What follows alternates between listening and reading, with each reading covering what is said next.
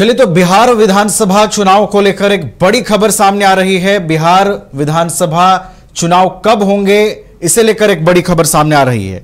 2 से 3 चरणों में बिहार विधानसभा का चुनाव कराया जा सकता है।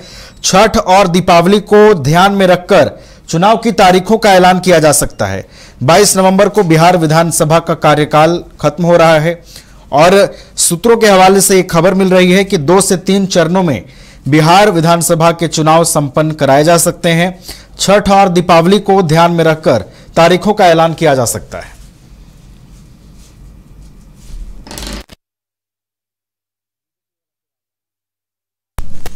हमारे साथ हमारे सहयोगी विवेक भी जुड़ गए हैं, उनसे और अधिक जानकारी लेंगे। 2 से 3 चरणों में बिहार विधानसभा का चुनाव कराए जाने की जो खबर है वो सामने आ रही है और चूंकि उस वक्त त्योहारों का भी वक्त होता है तो चुनाव आयोग चुनाव जब कराएगी, चुनाव के जब तारीखों पर मंथन किया जाएगा तो पर्व त्योहारों पर भी चर्चा होगी। हमारे साथ विवेक जुड़ गए हैं। विवेक, एक खबर मिल रही है सूत्रों के हवाले से, बिहार विधानसभा के जो चुनाव हैं 2 से 3 चरणों में कराए जा सकते हैं। क्या पूरा अपडेट है, क्या मंथन किया जा सकता है? बिल्कुल नवीन, पिछले दिनों में इलेक्शन कमीशन की जो टीम है विवेक जोशी के नेतृत्व में बिहार में 10 दिनों तक दौरा किया। उसके बाद समीक्षा किया कि क्या कुछ जमीनी वोटरों का क्या स्थिति है और वोटर कब चाह रहे हैं कि चुनाव बिहार में हो। उसको लेकर अब जो है रणनीति बनाई जाएगी। बता दें कि पिछले साल जब बिहार में विधानसभा चुनाव हुई थी 2020 में 3 फेज में करवाया गया था और पर्व का भी ध्यान रखते हुए चुनाव करवाया गया था और इस बार भी है 3 फेज में ही चुनाव करवाया जाएगा। बता दें कि अक्टूबर के माह में त्यौहार है, दिवाली है, छठ पूजा है, उसको भी ध्यान में रखते हुए जो है देखा गया और 3 फेज में जो सूत्रों के माने जो 3 फेज में इस बार भी है जो चुनाव करवाया जाएगा। 22 नवंबर को जो है नीतीश सरकार के कार्यकाल जो है समाप्त हो रहे हैं। ऐसे में चुनाव आयोग ने पूरी तरीके से कमर कस ली है कि बिहार में जो समय पे चुनाव हो और समय इससे पहले जो तमाम जो राजनेताओं के भी देख रहे होंगे कि लगातार बिहार दौरा हो रही है और एक तरफ जहां तमाम लोग जो है रणनीति भी तय कर रहे हैं।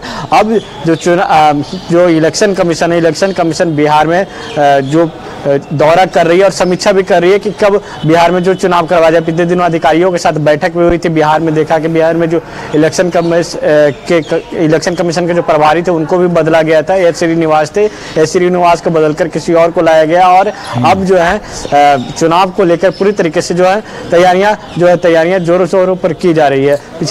पिछले बार जो है 3 फेज में करवाया गया था। जो 3 फेज में से आपको बता दें कि पहला फेज 28 अक्टूबर को कराया गया था जहां 71 सीटों पर वोट हुई थी और इसके साथ साथ 3 नवंबर को 94 सीटों पर वोट करवाया गया था और तीसरा अगर बात कर लिया तो तीसरे 7 नवंबर को करवाया गया था और 8 से 9 नवंबर को जो है रिजल्ट आ गया था। और ऐसे में सरकार बिहार में जो महागठबंधन की जो सरकार बनते बनते बिखर गई थी और एनडीए के बिहार में सरकार बन गई। उस समय जो पार्टी अगर उभरी थी कोई सबसे बड़ी पार्टी बनकर तो वो आरजेडी पार्टी सबसे बनकर उभरी थी। उसके बाद दूसरे पैदान पर बीजेपी का रणनीति रहा। उसके साथ साथ तीसरे में कहा जाए तो जनता दल यूनाइटेड का मात्र 49 सीट मिली और भी नीतीश कुमार ही बिहार के मुख्यमंत्री हैं। जी चलिए, ठीक है। तो बिहार विधानसभा के जो चुनाव हैं 3 चरणों में कराए जा सकते हैं। सबसे महत्वपूर्ण ये कि उस वक्त त्योहारों का भी वक्त होता है तो चुनाव आयोग त्योहारों को मद्देनजर रखते हुए तारीखों का ऐलान कैसे करती है, किन तारीखों को चुना जाता है,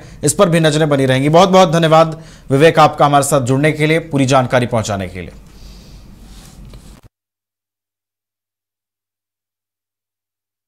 झारखंड में पहली बार मजा लीजिए क्रेजी रिवर का। प्राकृतिक वादियों के बीच 6 एकड़ में बने वाटर पार्क का आनंद पूरे परिवार के साथ लें।